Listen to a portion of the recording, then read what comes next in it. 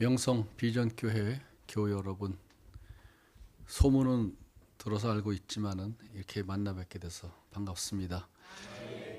여러분 교회 개척할 당시에 제가 한번 이미 다 둘러봤었어요. 그리고 이양재 목사님이랑 사모님하고는 오래 전부터 우리가 알고 있었기 때문에 목회를 잘 하신다고 하는 얘기를 계속 제가 살고 있는 저 두물모리에 있는 양수리 거기까지 들렸습니다. 저희 집은 거기서도 15분 더 들어가는 시골인데 여러분의 교회가 아주 건강하고 바르게 아름답게 성도들하고 목사님이 열심히 믿음의 생활을 잘하고 계시다는 그런 소식을 들었습니다. 그런 소식을 제가 1970년대에 들었다면 뭐 그럴 수 있다고 생각했을 거예요. 왜냐하면 1970년대는 굉장히 전도랑 선교가 활발하고 교회가 막 부흥하던 시절이었기 때문에.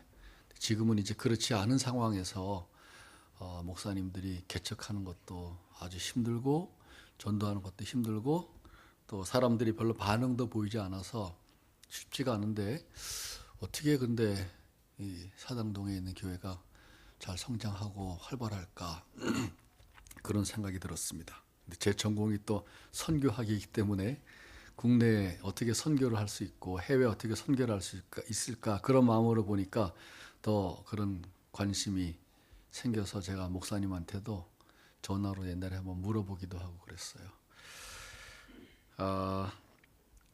여러분도 그러시겠지만은 어쩌다가 이제 TV나 언론 매체에 교회 이름이 뭐 목사님의 이름이 오르락내리락 하면 굉장히 마음이 아프죠. 저도 마음이 아파요. 그런데 이제 더 나아가서 우리 신학교의 목사가 되려고 한 학생들한테 신학을 가르치고 또 목사가 되는데, 목사가 되려는 사람들은 좋은 교회와 좋은 목사님의 모델들을 많이 봐야 되고 그걸 통해서 희망을 많이 가져야 열심히 젊은 날에 공부해서 목사가 될 텐데, 그런 희망적인 얘기도 물론 있지만 또 그렇지 않은 얘기들이 들어있으니까 학생들의 마음도 굉장히 어려운 것 같습니다.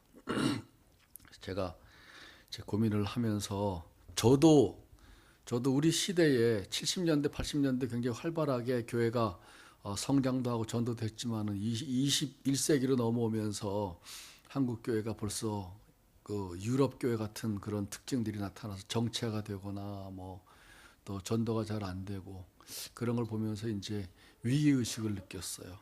우리 교단에 많은 교회가 교회 학교가 없다. 그런 얘기도 들으면은 우리 한국 교회는 이제 다음 세대 그럼 어떻게 될까? 그런 이제 염려도 생겨서 어떻게 이걸 이제 우리가 같이 연구하고 그 길을 찾아 나가야 될까? 그런 고민을 하다가 한 13년 전부터 제가 그 선교학을 책으로만 공부하지 않고 우리나라 전국에 흩어져 있는 좋은 교회 소문을 들으면 발로 찾아가서 그 교회를 연구하는 그런 케이스 스터디와 현장 연구를 통해서 이제 많은 교회들을 알게 됐습니다. 여러분들이 알고 있는 교회는 되게 알려진 큰 교회들이지만은 제가 그렇게 13년 전부터 그동안 쭉 이렇게 연구해서 글로 쓰고 연구하면서 내린 결론은 뭐냐 하면은 옛날에 무협소설 읽으신 분은 잘 아실 텐데 강호에 숨은 고수가 많구나. 그 결론이에요.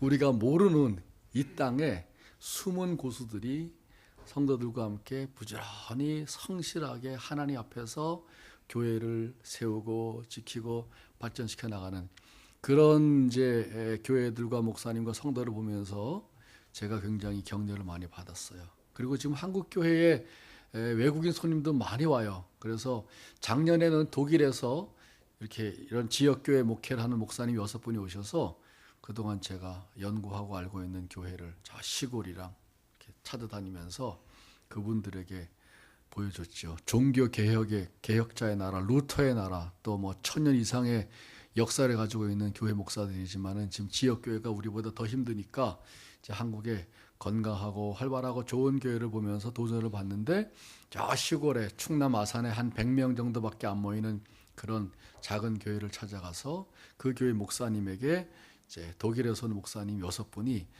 귀를 기울이고 어떻게 시골인데 이 작은 교회가 활발하게 지역사회와 함께 아름다운 하나님의 나라를 이루어가는가, 그런 게 엄청나게 이제 도전을 받아요. 그래서 목사님이 큰 나무 밑에서 이렇게 그 지역에 있는 교회 목사님이 말씀을 하고, 독일에 온 목사님이 이렇게 앉아가지고 그 목사님의 말에 귀를 기울이는 거를 제가 옆에서 보고 있다가 이 그림이 뭔가 새롭구나.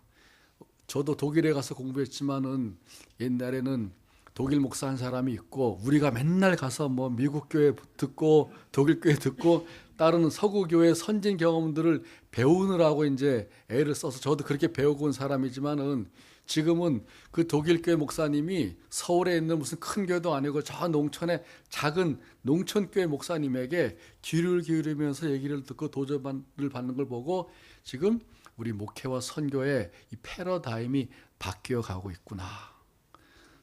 어디에 있든지 간에 하나님 앞에 열심히 신앙생활하는 그 교회와 그 신앙생활의 모습이 오늘날은 그 교회만을 위해서가 아니라 전 세계 다른 교회들에게 굉장한 선교적인 도전이 된다는 사실을 알게 됐습니다.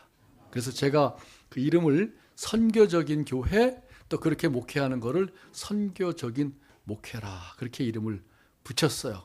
여러분의 이야기도 조만간에 우리 한국에 있는 다른 교회, 또 저기 다른 나라에 있는 교회들에게 선교적인 도전이 될 거라고 믿습니다. 아멘. 그런 점에서 우리들이 이제 어떻게 올바른 신앙생활을 해나가고, 교회가 이 지역사회에 있다는 것이 하나님과 이 지역사회 세상에는 무슨 의미가 있는가, 이제 그런 질문을 한번 제기하면서 그 질문에 대한 답을 오늘 말씀을 통해서 찾아가려고 합니다. 깊은 영성으로 세상을 아름답게, 그거는 이제 두 가지의 다른 성격을 이렇게 나란히 놓은 거잖아요. 이 표어는 제가 다니는 교회 목사님이 몇 년 전에 교회 표어로 제시했는데, 그 표 안에 들어있는 의미가 우리 신앙생활의 중요한 두 차원을 아주 잘 설명을 하고 있기 때문에 제가 목사님에게 정식으로 말씀을 드리고 이걸 제가 설교 제목으로 쓰겠습니다. 그렇게 이제 허락을 받았어요. 깊은 영성이라는 말은 신앙의 내면적인 차원을 말하는 거예요. 여러분 마음 깊은 곳에서부터 하나님을 믿고 사랑하는 이 마음의 상태가 있어요. 그죠? 영성이라는 거를 전문가가 말하기를, 그 영성이란 뭐냐? 근본을 바르고 든든히 하는 것이다. 그렇게 얘기했습니다. 집을 지금 50층짜리 쫙 짓는다. 그럼 밑바닥이 든든하지 않으면 올라가지 못하는 것이죠. 두바이 가면은 중동에 세계에서 제일 큰 건물이 있잖아요. 그 건물을 이제 그 건축하신 분한테 제가 설명을 들었는데, 최고 높은 건물을 지었는데 그걸 하려면은 이 바닥이 얼마나 넓게 두텁게 잘 해야 되는지를 설명을 잘 들었습니다.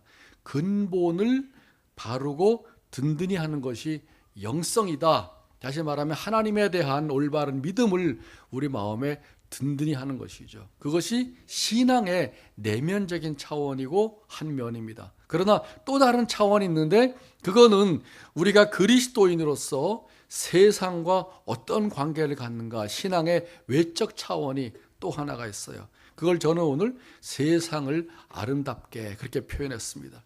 그러면 하나님을 사랑하는 여러분들이 여기서 예배를 잘 드릴 때 우리 마음속에 영성을 이렇게 더 심화시키고 믿음을 든든히 쌓아가는 지금 이제 시간이잖아요. 이것이 신앙의 전부가 아니라 예배 마치고 교회 문을 나서면서 한 주간 동안 세상에서 살아가는 동안에, 그 세상이 어디냐 하면 여러분의 가정, 여러분의 직장, 여러분의 학교, 친구, 한 주간 동안 만나는 모든 사람들과의 더불어 살아가는 삶 전체가 세상인데, 그 세상에서 어떻게 우리의 깊은 믿음을 잘 표현할 수 있을까? 사람들과 좋은 관계를 맺어갈 수 있을까? 어떻게 세상과 좋은 관계를 맺어갈 수 있을까? 이 두 가지가 우리 신앙의 균형을 잘 이루어야 된다는 것입니다. 그런 점에서 그리스도인의 신앙의 균형, 그리고 우리 교회가 올바른 교회가 되기 위해서 갖춰야 될 균형을 오늘 저는 이 설교 제목으로 잡아봤어요. 깊은 영성으로 세상을 아름답게. 세상을 아름답게란 말은 세상을 하나님이 우리에게 허락하신 하나님의 나라로 이렇게 만들어가는 그런 일을 우리 신앙의 목표로 삼는다는 것입니다. 어떻게 이렇게 할 수 있을까? 오늘 본문을 보면은 본문 말씀이 우리에게 이제 중요한 방향을 제시해 주는데, 먼저 요한복음 3장 16절을 한번 다 외우실 수 있으시죠? 한번 음미하면서 외워보겠습니다. 시작. 하나님이 세상을 이처럼 사랑하사 독생자를 주셨으니 이는 그를 믿는 자마다 멸망치 않고 영생을 얻게 하려 하심이라. 아멘. 자, 이 본문은 우리 한국교회 성도들이 다 외우고 있어요. 그런데 이 본문에서 일반적으로 중요하게 여기는 부분이 어딘가 생각하면은 제가 볼 때 뒷부분인 것 같아요. 뒷부분에서도 어떤 단어에다가 초점을 두고 있는 것 같습니까? 영생을 얻는다.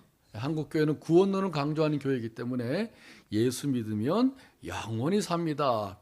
그래서 우리가 영생을 강조하는 그런 믿음을 갖고 있기 때문에 뒷부분에다가 강조하고, 그건 한국교회의 장점이기도 합니다. 그래서 이 세상에 희망 없이 살아가는 사람, 세상의 끝이라고 하는 생각하면서 살아가는 사람들에게 예수님 믿고 영원한 삶을 산다라고 하는 것은 우리에게 기쁜 소식이자 복음이 되는 것이죠. 그런데 이 본문이 두 가지로 구분된다는 거 혹시 생각해 보셨어요? 저도 오랫동안 생각을 못했다가 본문을 잘 보니까 두 가지로 구분이 되는구나. 첫째는 앞부분에 하나님이 세상을 이처럼 사랑하사 독생자를 주셨으니, 여기까지가 전반부예요. 후반부는 이는 그를 믿는 자마다 멸망치 않고 영생을 얻게 된다. 그러면 전반부는 하나님이 우리에게 행하신 일입니다. 뭘 행하셨느냐? 하나님이 독생자를 우리에게 주신 일을 행하셨어요. 아무나 할 수 없고 아버지 하나님이 그 아들을 우리에게 보내셨습니다. 왜 보내셨나 물어보면, 하나님이 교회를 이처럼 사랑하셔서, 하나님이 나를 이처럼 사랑하셔서 하기 전에 나와 교회를 포함해서 지금 여러분 안 믿는 친구, 가족, 저 교회 바깥에 있는 모든 사람들을 전부 포함해서 하나님이 뭘 이처럼 사랑했어요? 세상을 이처럼 사랑하셔서 아들을 보내셨다. 이게 하나님이 행하신 일입니다. 그 다음에 나오는 것은 그 하나님이 행하신 일을 우리가 말씀으로 듣고 깨달아서 믿음으로 반응하는 내용이에요. 이는 그를 믿는 자마다, 믿음을 가지면 멸망하지 않고 영생을 얻는다. 이게 이제 우리의 믿음이 되는 것이죠. 근데 우리가 믿음을 너무 강조하다 보니까 내가 믿고 믿음으로 주어지는 영생은 잘 알고 있지만은 그것이 왜 있느냐라고 하는 전반부를 놓쳐버리게 되면 우리는 우리의 믿음은 강조하지만 믿음을 갖게 해준 하나님의 본래적인 뜻을 잘 모를 수 있기 때문에 우리의 믿음은 어디에 있어야 되냐 하면 전반부에 잘 서 있어야 됩니다. 전반부가 하나님이 세상을 이처럼 사랑하사, 그게 하나님의 뜻이에요. 아들을 주신 것, 그게 하나님이 행하신 일이에요. 거기에 우리가 어느 날 깨달아서 믿음으로 응답을 하니까 우리에게 영원한 생명을 하나님께서 선물로 주신 것이죠. 자, 그렇다면은 이 전반부와 후반부가 서로 잘 균형을 이루어야 되는데, 하나님께서 세상을 이처럼 사랑하셨다는 말이 무슨 뜻인가? 우리가 믿음을 가지고 영생을 얻은 사람들이 전반부를 보면은 하나님이 세상을 이처럼 사랑하셔서 독생자를 주시기까지 세상을 사랑하셨다는 것이 무슨 뜻인지를 잘 살펴봐야 되는데, 거기에서 말하는 세상은 헬라어로 코스모스라는 단어로 이 하나님이 만드신 전 우주를 가르칩니다. 이건 굉장한 거예요. 하나님이 우리 교회를 사랑하신다. 하나님 우리 교파를 사랑하신다. 나를 사랑하신다. 물론 사실이지만 하나님의 사랑의 범위는 거기에서 그친 게 아니라는 것이죠. 만일 하나님이 교회 안에 들어와야만 사랑한다고 말씀하셨다면 우리는 선교할 필요가 없을 거예요. 저 바깥에 있는 사람들은 사랑하지 않으니까. 근데 중요한 건 그들이 모르는 것이지, 하나님은 그들을 여전히 우리와 똑같이 사랑하신다는 이 사실을 가지고 세상을 보는 훈련을 해야 됩니다. 아니 그 나쁜 놈도 사랑하신단 말이야? 사랑합니다. 나하고 똑같이. 저렇게 죄를 진 사람도 하나님이 여전히 나하고 똑같이 사랑하시는 거예요. 다만 그가 모르기 때문에 믿음으로 응답을 아직 안 하는 것이죠. 그래서 여러분들은 하나님이 세상을 이처럼 사랑하시는 사랑을 여러분이 먼저 깨달아서, 먼저란 말이 중요해요. 시간적인 부사. 먼저 깨닫고 응답을 해서 하나님의 자녀가 된 사람들이 이제 어떻게 하나님의 뜻을 위해서 살아갈 것인가. 이게 이제 우리의 질문이 되는 것이죠. 하나님이 세상을 아름답게 창조하셨는데 그러려면 이 세상에 대한 이제 바른 이해가 있어야 되는데 우리의 믿음을 세상으로 넓히지 못하면 우리는 하나님을 너무 마음 안의 하나님으로만 생각하게 됩니다. 하나님을 어디서 찾을 수 있을까요? 우리가 믿는 마음 안에서도 찾을 수 있지만은 하나님은 마음 안에서만 계시는 게 아니라 하늘에서만 계시는 게 아니라 그의 창조하신 전 우주 세상 속에 계시잖아요. 제가 어릴 적에 딸 둘을 키웠는데 딸이 한 5살 정도, 4살 정도 됐을 때 이제 하나님이 어디 계시지? 하나님이 마음에 계시지? 그랬더니 어느 날 밥을 먹고 국을 먹다가 깜짝 놀라가지고 자기가 지금 하나님의 머리 위에다가 밥이랑 국을 막 쏟아붓고 있다고, 이렇게 이제 아이들은 그 1차원의 물리적인 세계에서만 생각하는 거예요. 그래서 하나님은 네 마음에서도 계시고 하나님은 저 하늘에도 계시다. 제가 이렇게 가르친 적 있어요.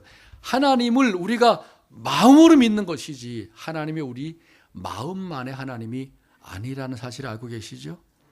하나님이 여러분의 삶을 주관하신 하나님, 하나님 우리 교회를 주인이 되신 하나님, 하나님 우리 대한민국과 세계 전체를 지금도 굽어 살피시고 사랑하고 통치하신 하나님이잖아요. 그러니까 우리가 기도할 때 개인적인 것뿐만 아니라 세상을 위한 중보 기도를 드릴 수 있는 이유도 하나님이 지금 세상에서 일하고 계시기 때문에 그런 거예요. 근데 이 사실을 잘 우리가 이제 정리를 하려면 세상에 대한 3가지 정도의 바른 이해가 있어야 됩니다.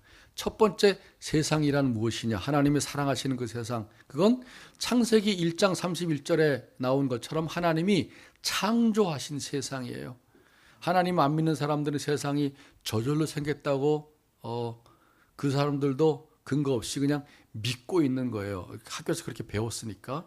저절로 생겼다. 그러나 성경은 하나님이 세상을 창조하시고 31절 보면은 심히 좋다 그렇게 평가하셨어요. 하나님이 만드신 세상에 대한 평가가 내가 왜 이렇게 만들었지? 그게 아니라는 걸 기억하시기 바랍니다. 하나님이 심히 좋다. 하나님의 피조세계에 대한 하나님의 평가이자 탄성입니다. 그 피조세계에는 우리가 살고 있는 아름다운 자연도 들어가고 여러분이 하나님이 세워주신 여러분의 가정도 들어가고 하나님이 만드신 여러분의 모습도 들어갑니다. 혹 여러분이 조금 마음에 안 들더라도 내 마음엔 안 들지만은 하나님이 완벽하신 하나님이 나를 만들고 좋다고 말씀하셨기 때문에 그 사실을 받아들이시세요. 믿음으로, 감사함으로. 여러분 가정이 때로는 좀 힘들고 어려워도 하나님이 그냥 네가 알아서 대충 만나고 살아라 이렇게 한 게 아니라 하나님이 우리에게 최적의 사람을 만나게 해주시고 살아가셨는데 가끔 갈등 부딪히는 것은 물론 상대방에게 문제도 있지만은 아직 다듬어지지 않은 나 자신 때문에 부딪히는 거니까 일단 하나님이 우리의 가정을 아름다운 가정으로 나에게 허락해 주셨다라는 믿음을 가지고 가정을 바라보면 정말 이 가정이 좋구나라는 하나님의 탄성이 나의 탄성이 될 수 있습니다. 이미 결혼해서 가정을 이루신 분도 그렇게 하셔야 되겠지만은 가정을 이룰 우리 미혼의 청년, 남녀 청년들도 그런 생각을 가지고 가정을 이루셔야 돼요. 최선을 다해서 우리가 잘 찾을지라도 하나님이 주관자이시다. 첫 번째, 하나님이 만드신 세상은 심히 좋다. 그런데 두 번째 차원의 세상의 문제인데 그 세상을 사람들이 망쳐버렸어요. 아담과 하와가 스스로 주인이 되려고 하나님을 대적했습니다. 지금도 간단히 말해서 하나님 믿는 것과 안 믿는 것의 근본적인 차이는 뭐냐 하면 하나님을 나의 주인으로 여기느냐 하면 내가 내 삶의 주인이 되겠느냐 그 차이입니다.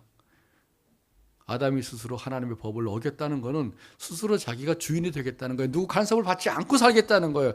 거기서부터 죄가 들어오면서 우리 속에 쌓여있는 욕망을 주체할 수 없이 만들어갑니다. 결국은 욕망은 다스리기는 분이 계셔야 되는데 성령이 그 욕망을 다스리지 않으면 욕망이 하는 대로 내버려 두면 내가 주인인 것처럼 보이지만 실제적으로 욕망의 노예가 돼서 죄를 벗어나지 못하는 삶을 살게 되는 것이 그게 바로 세상입니다. 그 이후에 세상은 경제적으로 성장하고 60년대 생각해 보면 얼마나 잘 삽니까 우리가.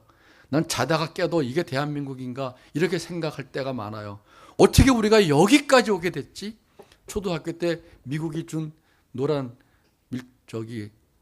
옥수수 가루로 끓여가지고 삭가린 넣어서 옛날 추억 얘기, 국제시장에 나오는 얘기지만 영화 삭가린 넣고 조금 더 나가서 빵을 주고 뭐 딱딱한 우유도 먹고 저는 이제 올해 제가 회갑이기 때문에 그런 어린 시절이 있었어요. 그러니까 그런 시절을 생각하면 젊은 사람은 이해를 못하지만 어떻게 대한민국이 도대체 170개 나라가 넘는 이 나라 중에 수입과 수출을 10위에 이르는 나라가 됐을까? 이건 도대체 이해가 안 돼요. 이렇게 잘 살게 됐어요. 모든 게 좋아졌어요. 그런데 정말 삶이 잘 살게 되느냐? 더 불안해요. 옛날에 애들 마음대로 나가 놀라 그러지만 애들 혼자 내보내지 못하고 옛날에 여성들도 저녁에 나갔지만 요즘 여성들 혼자 저녁에 나가기 힘들고 어려워지는 세상이 됐어요. 뭔가 이상이 있어야지 우리 사회가. 왜 이럴까? 타락하고 부패하고 스스로 자기가 주인으로 여기면서 죄의 욕망을 따라 살기 때문에 그렇습니다. 어느 기독교 교수님이 연구할 목적으로 비디오 테이프를 800개를 봤는데 800개를 보고 내린 결론이 뭐냐 하면 세상은 사람이 살만한 곳이 못 된다. 이게 결론이랍니다. 우리는 안 봐도 돼요. 그 결론을 이미 다 알고 있습니다. 이게 도대체 어떻게 됐을까? 이게 바로 두 번째 로마서 12장 1절 2절에 나오는 말씀인데 2절에 너희는 이 세대를 본받지 말라. 왜냐? 세상은 너무 타락하고 부패해서 우리를 하루에도 수천 번씩 유혹하고 있기 때문에 틈만 있으면 넘어뜨리려고 일단 무조건 찔러보는 거예요. 사탄이 온갖 다양한 생각으로. 저도 이렇게 느껴요. 야, 사탄이 정말 수천 번 일단 찔러보는구나. 나를 무너뜨리려고. 거기에 내가 정신 차려 있지 않으면 하루에도 수십 번 수백 번 넘어질 수 있습니다. 그래서 바울이 우리에게 이 세상을 분별하고 본받지 말라라는 게 세상의 두 번째 차원이에요. 이걸 우리 한국교회가 많이 강조했어요. 세상은 악한 것이다. 세 번째, 그럼에도 불구하고 하나님이 세상을 포기하셨는가? 포기하지 않으셨습니다. 그게 오늘의 본문입니다. 하나님이 세상을 이처럼 사랑하셨다. 그리고 요한복음 17장 18절에 하나님은 예수님이 이렇게 말씀하셨어요. 아버지가 나를 세상으로 보낸 것 같이 나도 너희를 세상으로 보낸다.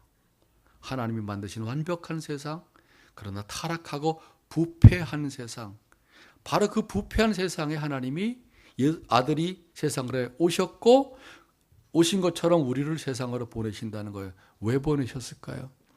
소명을 가지고 보내셨습니다.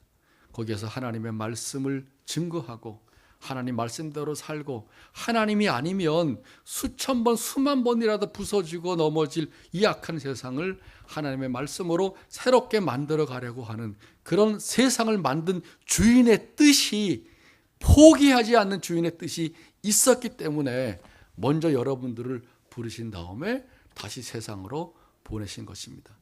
그래서 세상의 세 번째 차원은 우리 모든 그리스도인의 소명의 현장이라는 사실을 아셔야 돼요. 저는 종종 목사님들에게 교인들에게 강의할 때 이렇게 말합니다. 교회는 목사님들은 교회를 소명의 현장으로 부름받았다면 우리 모든 성도님들은 세상을 소명의 현장으로 부름받았습니다. 소명의 질과 수준에서는 하나도 차이가 없고 똑같이 거룩하고 똑같이 하나님께로 부름을 받았어요. 아니 난 세상이 너무 힘드니까 난 목사님처럼 교회를 소명의 현장으로 받고 싶어. 신학을 공부하세요. 우리 학교로 오셔요. 안수 받으시면 이렇게 저처럼 잘 여러분들이 이렇게 들으려고 준비가 된 여러분들에게 하나님 말씀을 전하고 가르치는 일을 할 수 있습니다. 그래서 지금도 오는 사람들이 많습니다. 저희 아버지도 49까지 장로로 교회 섬기시다가 뒤늦게 신학 공부를 하셔서 55세에 목사 안수 받으셨어요. 그리고 목회하시고 재작년에 90세로 하늘나라로 가셨어요. 목사의 현장은 교회고 성도의 현장은 세상인데 다 똑같이 하나님의 부름을 받았습니다. 이 소명을 가지고 세상을 바라보면 세상은 그냥 악하고 나쁘고 등 돌리고 교회로 와야 되겠구나라는 생각을 안 갖게 되는 것이죠.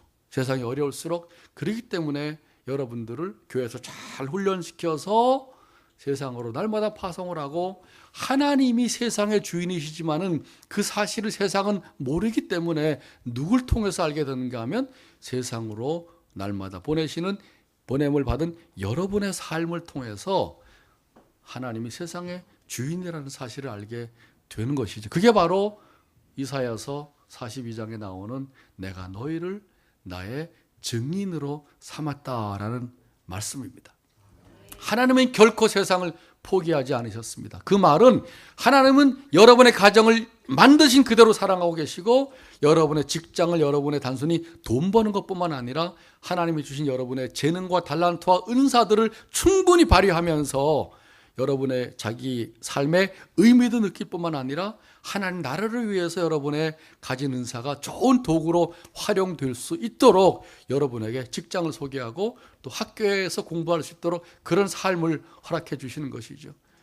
바로 그런 점에서 하나님이 하나님의 백성으로 삼으려고 하는 사람들을 여러분과 붙여주시고 여러분의 삶과 여러분과의 관계를 통해서 그들이 직접 하나님을 알지 못하지만 여러분의 삶과 관계를 통해서 그들도 하나님을 접촉할 수 있는 기회를 갖게 해주시는 거예요.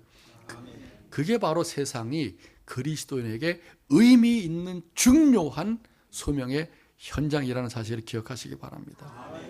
그냥 교회 와서 예배만 잘 드리는 게 아니라 예배를 잘 드리는 것과 동시에 나가서 드리는 삶 자체가 또 하나의 예배가 되어야 하는 이유가 바로 하나님 앞에서는 구별은 돼도 전체를 하나님의 사랑의 현장으로 보고 계시기 때문에 그런 것이죠. 여러분이 여기 와서 예배 드리는 것이 너무나도 귀하고 거룩하고 올바른 것입니다. 그러나 나가서 여러분이 살아가는 가정에서의 삶이나 남편과 아내로, 부모와 자녀로, 직장으로, 학생으로, 그리고 직업인으로 살아가는 것 자체도 하나님 앞에 똑같이 귀중하다는 사실을 기억하시기 바랍니다. 이걸 알아야 우리는 교회로만 숨고 세상은 하나님 안 믿는 사람들에게 맡겨버려서 세상은 더 세상적이 되어 가도록 하지 않게 되는 것이죠. 어디에 우리 믿음이 드러나느냐? 그건 예수님이 마태복음 5장 13절에서 16절을 말씀하신 것처럼 절대로 불을 켜서 이렇게 교회당 안에다가 두지 않습니다. 언덕 위에다가 둬서 온 세상이 볼 수 있도록 한다는 게 그게 바로 세상의 빛이고 소금이다. 그렇게 제자들에게 말씀하셨어요. 오늘도 동시에 똑같이 여러분들에게 말씀하고 계시기 때문에 세상의 삶이 얼마나 귀하고 아름다운 것인가를 잘 알아야 합니다. 어떻게 그런데 그게 이루어질 수 있을까? 우리 민수기 14장 7절 말씀을 보면은 그 말씀에서 한번 찾아보려고 합니다. 한번 다시 읽어볼까요? 민수기 14장 7절에 갈렙이 뭐라고 외쳤는지 시작. 이스라엘 자손의 온 회중에게 일러 가로되 우리가 두루 다니며 정탐한 땅은 심히 아름다운 땅. 아멘. 자, 세상을 아름답게 그러니까 하나님 깊은 영성으로 하나님을 사랑하는 우리의 마음이 세상을 아름답게라는 표현을 제가 여기서 가지고 왔어요. 우리가 두루 다니며 정탐한 땅은 심히 아름다운 땅이라. 이 심히 아름다운 땅이라는 표현은 창세기 1장 31절에 심히 좋다란 말하고도 일맥상통하는 표현이에요. 무슨 땅을 보고 이렇게 말했을까요? 사실은 이스라엘 백성들이 들어갈 가나안 땅을 보고 그렇게 말했습니다. 이스라엘은 430년 동안 에집트에서 노예 생활을 하다가 하나님이 그들을 구출해내시고 모세를 통해서 가나안으로 들어가게 하셨는데, 들어가기 직전에 12지파에 한 명씩 뽑아가지고 미리 40일 동안 살펴보고 돌아와서 보고를 하라 그랬는데, 그때 보고한 내용들이 똑같이 12명이 우리가 두루 다니며 성탐한 땅은 정말 젖과 꿀이 흐르는 좋은 땅입니다, 그렇게 보고를 했어요.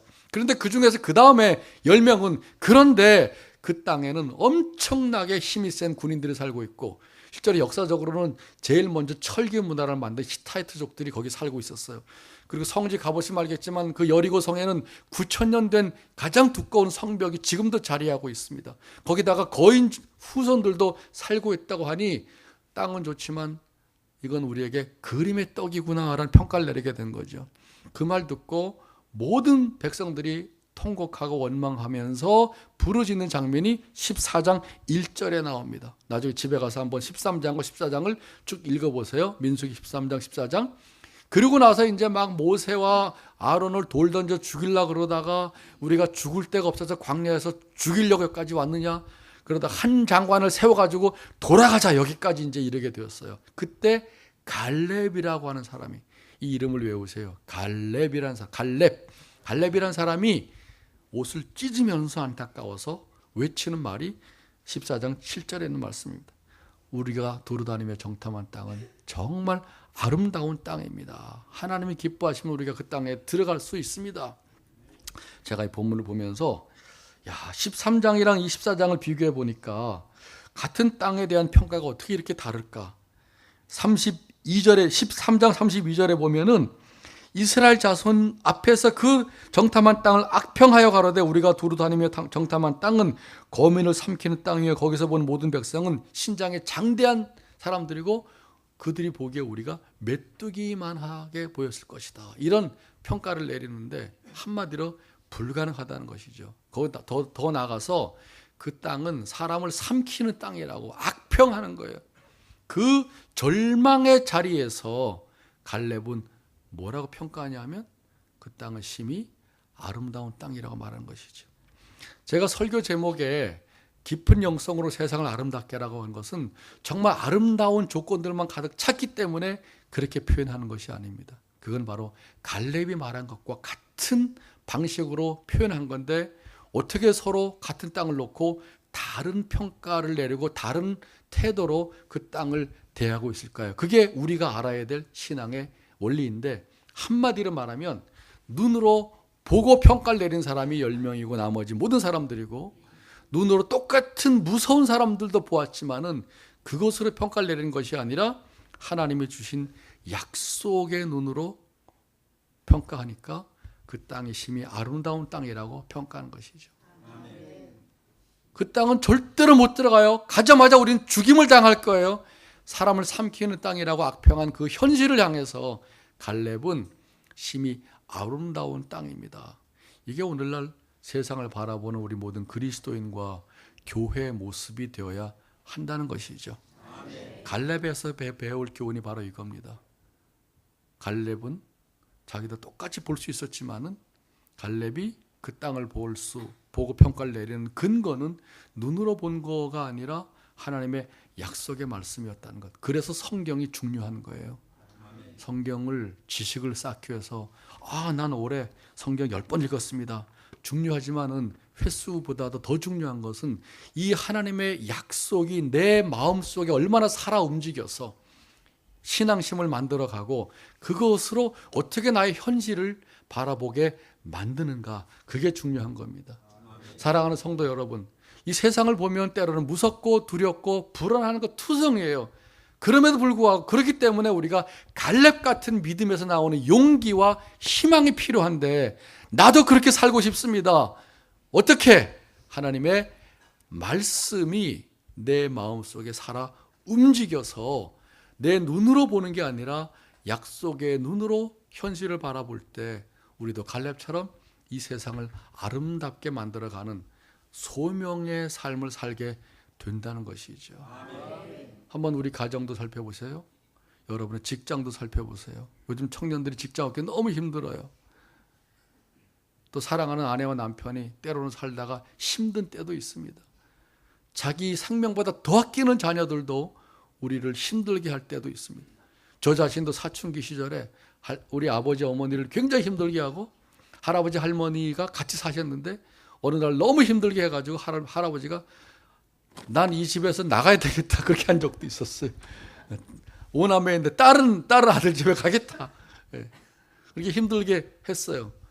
그때 우리 아버지 어머니가 얼마나 힘들었을까를 가끔 가다가 지금도 생각합니다.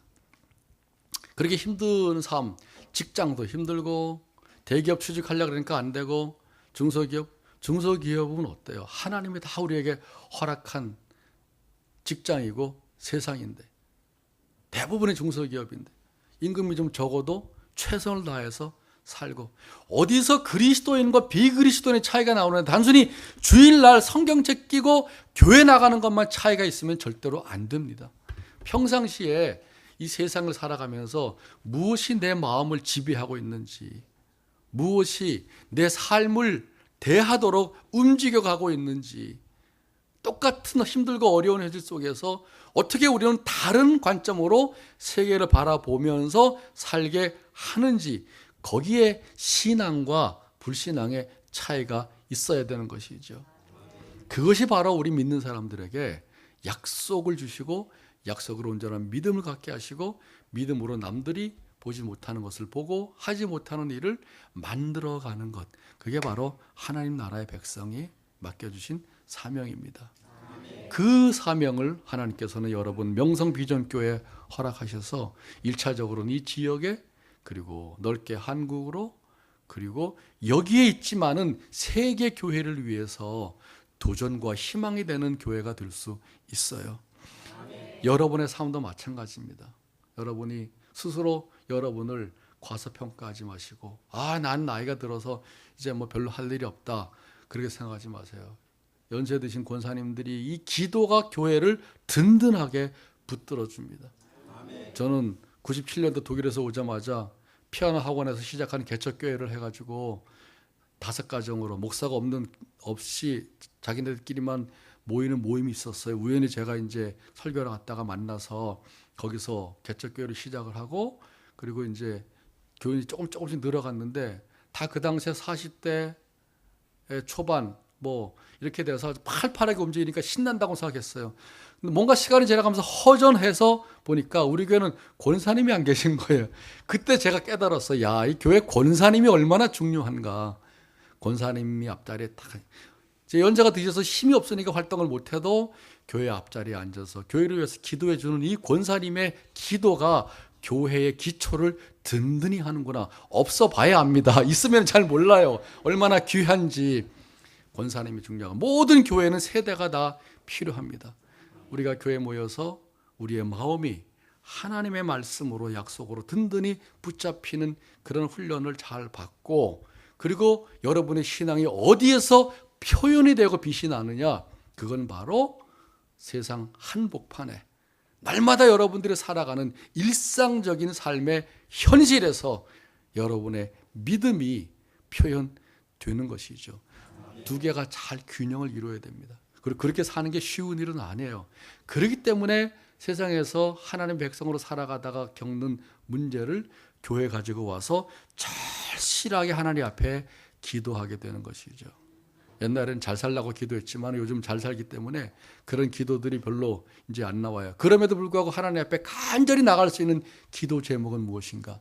그건 세상에서 소명을 받은 이 소명을 어떻게 잘 감당하면서 살아갈까? 거기에 내가 얼마나 연약한가? 그에 비해 세상은 얼마나 강하게 우리에게 다가오는가? 그래서 우리는 다시 교회에 와서 하나님 앞에 손들고 하나님의 은혜를 구하는 것이죠. 여러분 한 분 한 분들이 하나님 앞에서 정말 하나님을 사랑하는 깊은 영성으로 그리고 여러분이 가는 곳마다 세상이 하나님의 나라로 아름답게 변해가는 여러분을 통해서 복된 삶이 되고 우리 교회가 우리 지역사회 속에서 그런 교회가 될 수 있기를 간절히 바랍니다. 한번 설교 제목 따라해 보겠습니다. 시작.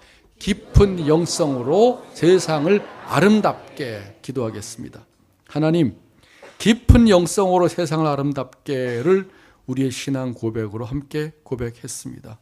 우리 마음속에 하나님을 사랑하는 깊은 마음을 더하여 주시고 결코 쉽지 않지만 눈으로 보는 것으로만 평가하는 것이 아니라 하나님의 말씀의 약속으로 믿고 세상을 바라보고 그리고 그 세상 속에 하나님의 나라를 이루어가는 복된 삶이 되게 하여 주시옵소서.